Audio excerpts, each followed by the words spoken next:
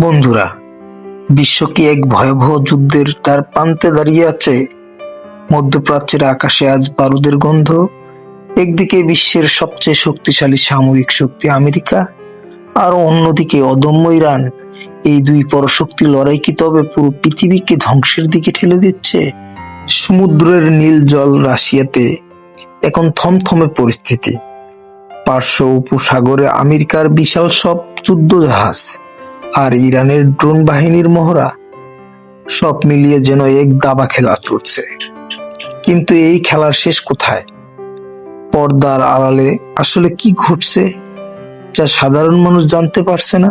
এই উত্তেজনার আজ কি শুধু মধ্যপ্রাচ্যে সীমাবদ্ধ নেই? ইরান যদি হরমুজ প্রণালী বন্ধ করে দেয়, তবে বিশ্বে অর্থনীতি তাসের ঘরের মতো ধসে পড়বে।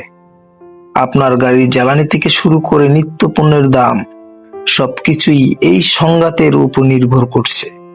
আমরা কি এক চরম অর্থনৈতিক মহাপ্রলয়ের দিকে এগিয়ে যাচ্ছি? প্রযুক্তির এই যুগে যুদ্ধ আর আগের মতো নেই। সাইবার অ্যাটাক থেকে শুরু করে অদৃশ্য ড্রোন হামলা, সবই এখন যুদ্ধের হাতিয়ার। ইরান কি সত্যি পরমাণু অস্ত্রের পথে হাঁটছে? আর আমেরিকা কি শেষ পর্যন্ত সরাসরি যুদ্ধে জড়িয়ে পড়বে? সংঘাত নাকি শান্তি, কোন পথে যাবে বিশ্ব? আমরা কি এক নতুন ইতিহাসের সাক্ষী হতে চলেছি? আপনার কি মনে হয়, এই উত্তেজনা কি শেষ পর্যন্ত একটি বড় যুদ্ধের রূপ নেবে? কমেন্ট করে আপনার মূল্যবান মতামত আমাদেরকে জানান।